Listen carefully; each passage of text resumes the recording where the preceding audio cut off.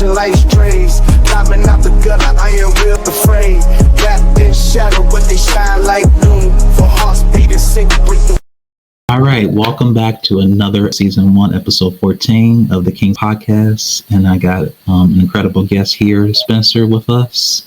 Introduce yourself a little bit about what you do, where you're from, and then we'll get into the topic about how faith affects Black men's mental health. Cool. So my name is Alwayne Spencer. I am a mental health music therapist. So I currently work in a facility. I work with 2 agencies, one Black Men Heal, and the other one I work at a family-oriented outpatient facility where I currently see clients, and involved in ministry, involved in church. I'm also an artist, business owner, college prep coach, quite a myriad of things. And so I'm really excited to be here. Thank you, Daron, for extending the opportunity for me being on and being a part of such a great podcast. And I'm excited to share today. I thank you from the bottom of my heart for coming on this show. We're 4 months in, and we have so many other guests that came in and talk about their experiences. So this will be a new angle.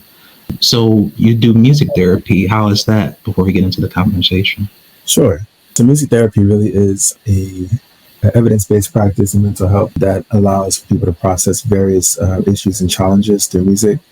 And so just very quickly with an example of music therapy, I would ask maybe like a client, if it's a one-on-one session, to express their feelings if they're not able to talk or verbalize their feelings. And so I would have a djembe or a percussive instrument that they can play on, just to identify how they feel. So they say, I feel angry today, I feel frustrated, I feel confused. I said, well, what would that sound like?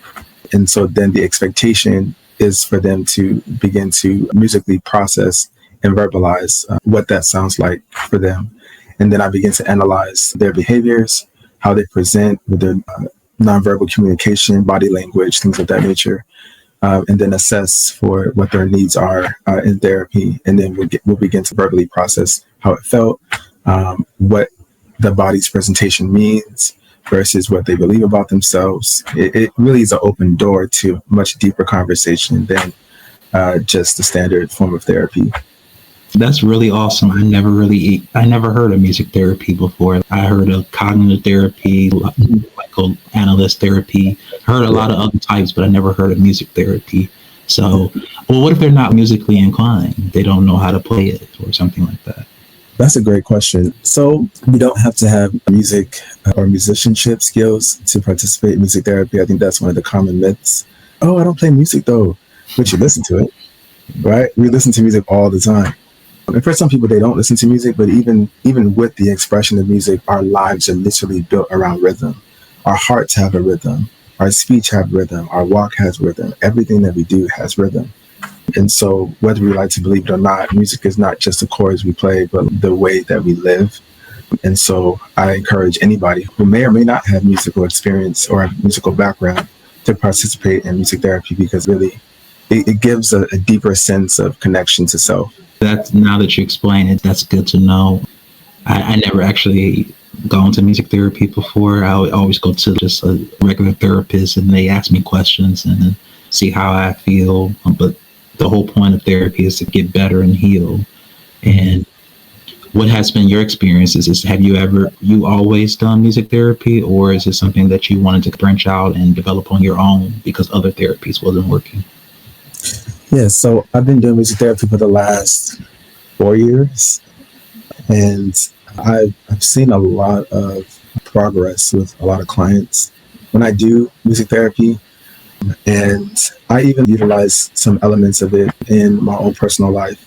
So, for instance, my niece, about 4 years ago, when she was just born, she was having some challenges with going to sleep, and her mom had FaceTime me. Where's your niece? I said, sure. It's like, she's not going to sleep. I said, I know exactly what to do. So I grabbed my guitar and I sang her a lullaby, but the lullaby was all about her and how special she is, how beautiful she is, how amazing she is, and just speaking to her characteristics as a child and just seeing the little infant baby just begin to fall asleep. it really made all the difference for the mom. And she was able to actually sleep through the night. And the mom was able to get some rest throughout the evening, throughout the night. And that was very appreciative.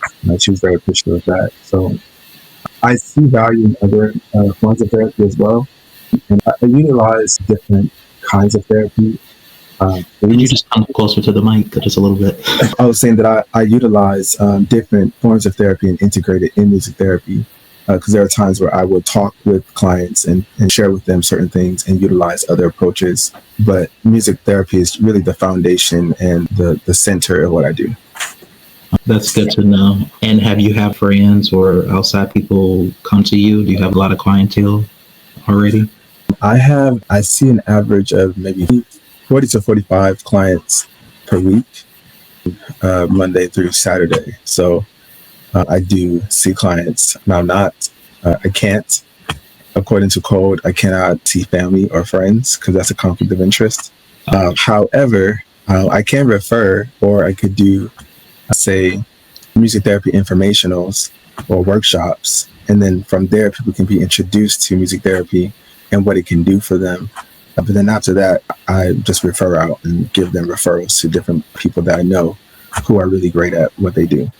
All right, before we actually get into the real conversation on how faith affects Black men mental health, I wanted to go a little bit deeper into what made you want to get into music therapy. Did you have a lot of mental issues going on yourself that you saw that other people couldn't really fix? Or you just wanted to just check in on yourself and make sure you're okay every day, and that's why you developed music therapy? How did that backstory come about? Sure. Yeah, so I've always been gifted musically growing up. And I've also found that I connect with people through conversations, no matter the background.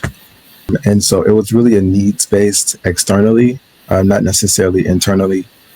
And instead of it being a need for myself, I really saw a need for others to experience music. And so it was actually my mom who was largely responsible for me going into music therapy or going into the field of music therapy, because she said to me one day, "What do you think about music therapy? You do music very well. You're always talking to people. What do you think about that?" And I'm like, "I've never heard of that." So I did my research and I ended up at Drexel University. It was there that I learned a lot about music therapy and was able to actually get my degree in music therapy and counseling. And it really, I see how, and outside of the westernized, I guess, view or approach of music therapy, music has always been a part of our culture. It's always been a part of the African diaspora, always been a part of family traditions. If you go to West Africa, you'll find that music is just all into the culture, especially if you go to Jamaica, music is always just going. Music is just all around. And so I think that for me, I wanted to utilize those elements and incorporate it in personal connection with people through therapy. And I found that a lot of people really value what music therapy brings to them and how it helps them heal, how it helps them grow and develop beyond where they are. And see, I've treated a lot of people with mental health because you asked that question about mental health challenges, and it really gives people an opportunity to explore their realities with mental health and how they can navigate that space in a safe and appropriate way. It's really good to hear the backstory of how people get to where they're at today. I've gone to a lot of therapy in my life, and I see that it either is going to help you or it's going to harm you. And what I mean by harm you is meaning that people think that the therapist is going to be there to do the work for them. But no, it's actually, you have to really put in the work for yourself. And you have to answer those hard questions of what made you where you at today. Why are you doing the things you're doing? Their job is just to come in there and to facilitate and help you to do your thinking process. And, Absolutely. And what I mean by, if it can help you to put all of the pieces together, and hopefully you can be a more healed person. But a lot of people don't take therapy serious. When I first started therapy, I did not know anything about it. It was informed to me, especially in the Black community. We don't talk about our mental health. We don't talk about things. And then they're wondering why so many Black men are killing themselves, or just Black people in general, because we suppress all those emotions. And it's not just suppressing those emotions from childhood trauma and all of that. It's also goes back to slavery, where we had to just say, yes, sir, master, and all of that stuff. We had no value to think of our own. We didn't know our identity. So when you bring all of the traumatic experiences from slavery and beating us up and stuff like that, it makes it really hard for people to trust other people, to open up and be vulnerable. But I learned that over time, therapy is a form of a sense of getting to know who you are and where you want to go in your life. And I think more people should be really less apprehensive about it and more curious about how they can better heal, because nobody is going to heal you except yourself. You got to go through and ask all those questions. So that's why I like to have the backstory of where people, why they come, where they come from and what they do now. So it makes sense to the viewer that's listening. So now let's actually get into the conversation of faith and how it affects Black men's mental health. Personally, I'm a Baptist. I believe in God.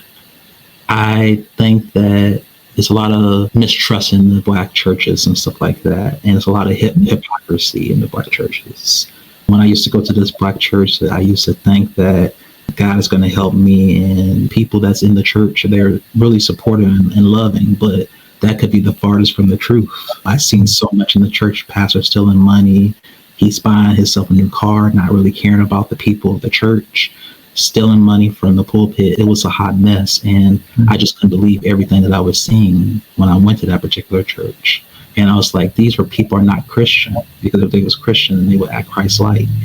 And all of these emotions deter me from going to church. But as I got older, I realized that you don't need to actually go to church to believe in a higher power. You don't need to go to church to say, oh, I'm going to get to heaven and stuff like that, or whatever next person you believe in, or whatever next life you believe in.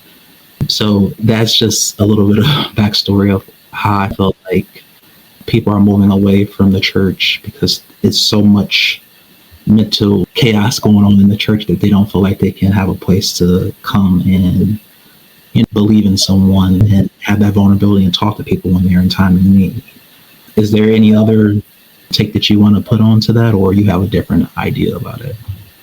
Sure. So I think that when I hear the concept of faith, religion, and institutionalism, or into the institution of church, I think that the institution of church has done a great job at failing, and done a great job at failing people as it relates to empowering them to live their faith. I think we do a great job at building things, or building organizations, building churches that work as far as logistics and creating a space for people to serve. But then there are limitations that come about the higher you go, or the more zealous, or the more ambitious, or the more spirit-led you are. I think that, or not necessarily you, but when a person is ambitious, especially if they're young, I think that sometimes the system or the institution of church is not in favor for the young person. And I think that a lot of people, especially young men who are zealous somewhere around the ages of 14 to 19, that is around the ages where they feel most, that's their prime time of, oh, I'm called to ministry. I really am passionate about this. This is something that I really want to do. That could be through music. That can be through scripture reading. It could be serving on the usher board. It can be being a deacon or a preacher, prophet, evangelist, apostle, teacher, pastor, whatever the spiritual gift, or rather the ministry gift that God has given you. Around that time, people tend to, especially young men, tend to feel like they really need support during those times, right? And I think that for a lot of us men grow up either getting the support that we need or not getting so much support at all. And for a lot of the men who are older now, a lot of men who are not in church because of those prime years where they're developing and growing and they were not poured into. And I think that that's the failure of the institutional church. But I think that as it relates to faith and the thousands of years worth of tradition in the Christian faith outside of the Western Christianity that has only been around for just a little short of 280 years, I think that there's another look that we need to take as far as how we approach our faith and not pin it to just the institution of church. Because American Christianity is not the cream of the crop, right? It's the baby, you know what I mean, of the Christian faith. When you look at the Christian faith, it's been around for thousands of years. And the Bible proves that, scriptures prove that, and also history proves that. But I think that when we take into account all the things that has taken place in the Black church specifically, a lot of it is not biblical, or it's a emphasis or overemphasis of one part of scripture that weaponizes authority, that weaponizes a person's ability to lead properly. And it causes a lot of young men to feel castrated when they should actually be poured into. And I can share my own personal experience. I don't mind. Around the ages of 14, maybe 16 to 19, that was the time where I was really zealous, right? And I was just really want God. And I'll never forget, there was a minister who, and I come from a predominantly Jamaican Pentecostal background. And I love my family church, very strong foundation, strong in the word, very militant in the spirit. And so I grew up with a different understanding of my approach to God, to Christ and the Holy Spirit, and a different reverence. And that's where I was reared. And I was taught a lot. But then I remember somewhere around the ages of 16 and 19, the Holy Spirit had encouraged me to do something that was not traditionally seen as appropriate, which was simply go outside of the church and canvass the church and pray. I went with one other person because according to biblical code, Jesus sent out the disciples 2 by 2. And there was some spiritual warfare happening. And throughout the end of the service, the Lord told me to stand at the doorpost and pray. And so that's what I did. I prayed to myself. I wasn't interrupting service or anything like that. And I remember the assistant pastor at the time looked at me over the mic and said, "We need all the musicians back in place." And after the service, there was a minister that said to me, "Oh, who do you think you are? You're not a watchman." And I said to myself, that deeply offended me. But because I have a relationship with Christ and I understood the word, I didn't take that as an opportunity to bash the church or to be like, "Oh, they just really upset me."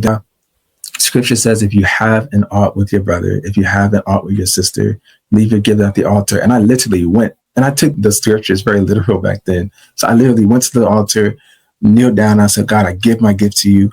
I'll be right back." And so I went to the leader and I said, that person was like, "I don't want to hear anything you have to say right now," because they're on their way out the door. But I said, "I really need to talk to you." And they were like, "What's going on?" I said, "You deeply offended me when you said X, Y, and Z. Why did you say that?" "Oh, I didn't mean to, that." I was like, all right, got it. But it became a conversation of healing. It became a conversation of reconciliation. It became a conversation of understanding. And though during that time, maybe I should have asked, "Hey, can I go?" But I was led by the Spirit to do a certain thing. And the thing about it is, in those moments where young children or teenagers or preteens are moved by the Spirit to do something, oftentimes you probably should lean in and pay attention, because you just never know. And if they're off, then restore them, counsel them, talk to them about what they did was wrong, how they can approach the spiritual practice better so that they can grow. These are things that I do, my mentees, and I talk to them and I tell them, "Hey, look, you might want to approach it this way. Don't do it that way because I've done it that way and that didn't give favorable results." But it's to the detriment of young men's mental health and their ability to see themselves as powerful and empowered in the Spirit when you shut them down and you make them feel like they're beneath you because you have the spiritual authority. Now, a person attempted to do that to me, but because I was very connected and I was resourced by the people around me, I was able to identify, I know what spirit is operating in that person and navigate that in an appropriate manner where I wasn't cutting ties with anyone. I didn't cut any bridges. I didn't burn any bridges, but I had a conversation And I think that's where a lot of people tend to fail, is not having those conversations, or on the opposite end, not being willing to have that conversation because you might look bad as a leader. Those are my I definitely understand what you're saying. You have to have a conversation in order to basically clear up anything that was misunderstood or anything like that. And I didn't have a lot of conversations with the pastor and just the things that I was seeing in the church. I didn't have that conversation because I was at a point in my life where I didn't trust a lot of people, and I was just ready to just give up on people automatically. So I didn't have that conversation like I needed to have. But in my mind, honestly, I could believe in God and stuff like that, and believe that people are good from the bottom of their soul. But there's just some people in the world that's not good. And I take that into account. I talked to a lot of people in that church, and there was a lot of sinister things going on. And don't get me wrong, I'm not perfect. I've made a lot of mistakes, but I rectified my mistakes by apologizing for the things that I did on my end to offend anybody in that church if they ever felt some type of way. But I never felt it come back to me. I never felt, let's have this conversation. If you feel like something's wrong in the church, I never got the chance to address that, because when you're the pastor, whatever they say goes. That's how that church was. The congregation is going to follow the pastor. He fall off the cliff, basically. Whatever he says, it sets the tone. And you can do all that, you can do all that hollering, you can do all that screaming and all of that and think you believe in God. But if I'm looking to you for guidance and I'm looking for you to help me to understand what's going on in this church and it's not being received, I'm going to think otherwise that those people are not Christ-like. So my next question is, how can the church restore peace and tranquility among young people? Because especially during the pandemic, a lot of people didn't go to churches and stuff like that. They stayed at home. So that even further solidified that they wasn't really rocking with the church anyway like that. But how can they restore faith? How can they restore peace to say whatever you thought you believed in about the churches, that's no longer existing? Or do they just can they just not go to church and still believe in their higher being? Because that's where I'm at personally in my life. Gotcha.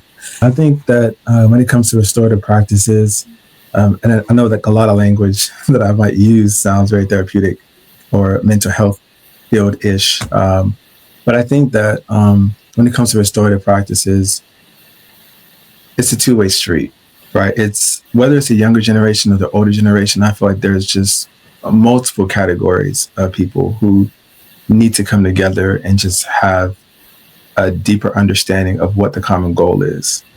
And number one, I will say conversations, but also there must be a willingness for the people who either started the oppression or the trauma or the issues in church, or the people who saw it and said nothing, and also the bystanders and those who were complicit, so those who threw their rocks and hit their hands.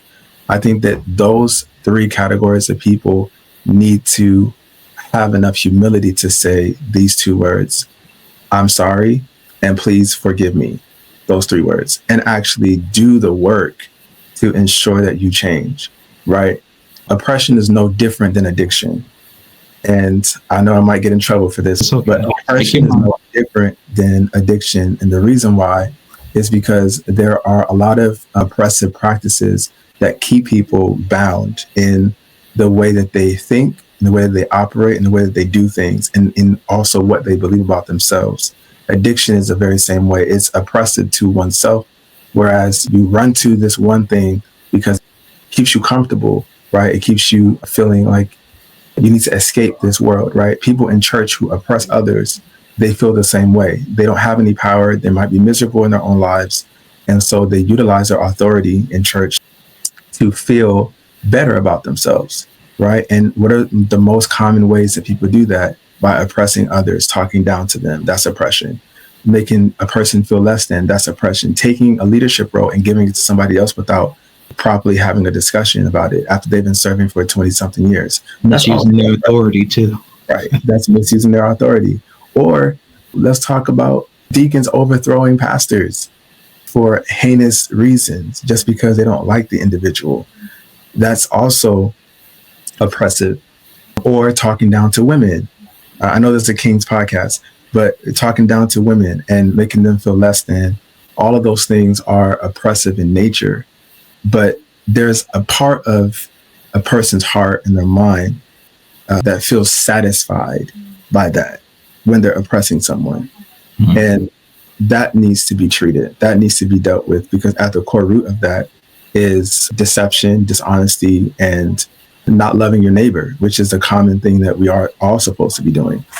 And I think that when it comes to faith and mental health in Black men specifically, a lot of us dealt with those kinds of things in church, as to why we see a lot of families being divided, a lot of fathers not going to church, but their families, the moms and the children go to church because there's still a responsibility. I was actually listening to a message, and the speaker said, and I forget his name, but the speaker said, men look at church as a doctor's checkup, right?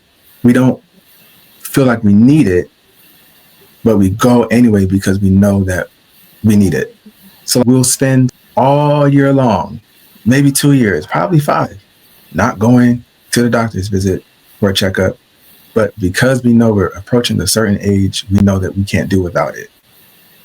But the reason why a lot of men are not in church as much as they should be is because we don't see a purpose attached to coming to church. A lot of men, we like purpose. We like responsibility. We like duty, right? We're not too fancy of emotionalism, right? And for a lot of ministries, there's a lot of emotionalism happening with absent of proper responsibility for men to say, I'm a part of a church. And a healthy church and a healthy ministry is a ministry that has 4 things: children, teenagers, and a growing youth department, women and men who are married, and men who have an understanding of their responsibility when they're in church. It could be very simple: ushering, being a deacon, passing out information, or just doing announcements. A lot of men don't do announcements in church. And I found it to be very interesting. But there's a difference when men are in leadership and are able to give from that place of understanding who they are in God and moving in that direction, than just being on the sidelines saying, oh, I'm just here to just worship. So I got just one more question before we wrap up, because I know we're coming up on time here. But I wanted to ask you this. There's a lot of Satan music that goes on, and that's nothing that's taken away from music therapy, because it's probably helpful to certain people. But what would you say to the people that might be hesitant about taking music therapy because maybe they have been exposed to Satan in certain musics, and they might have some triggers for me when I'm in music therapy? What would you say to those people? So people who are introduced to what kind of music? The gang banging and the rappy music, that's particularly what young Black men like to listen to, the rap, all the gang violence, and they emulate all of that.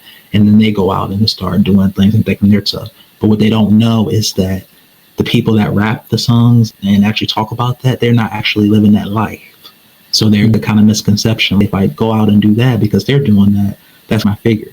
But if they're listening to that music, not knowing that, they're going to go out into the world and destroy their lives or other people's lives. So what would you say to the people that's hesitant about music therapy because they might feel triggered by certain instruments or something like that, or whatever form of sounds that they have been used to that might be in therapy? I think that and what you said is a really good question.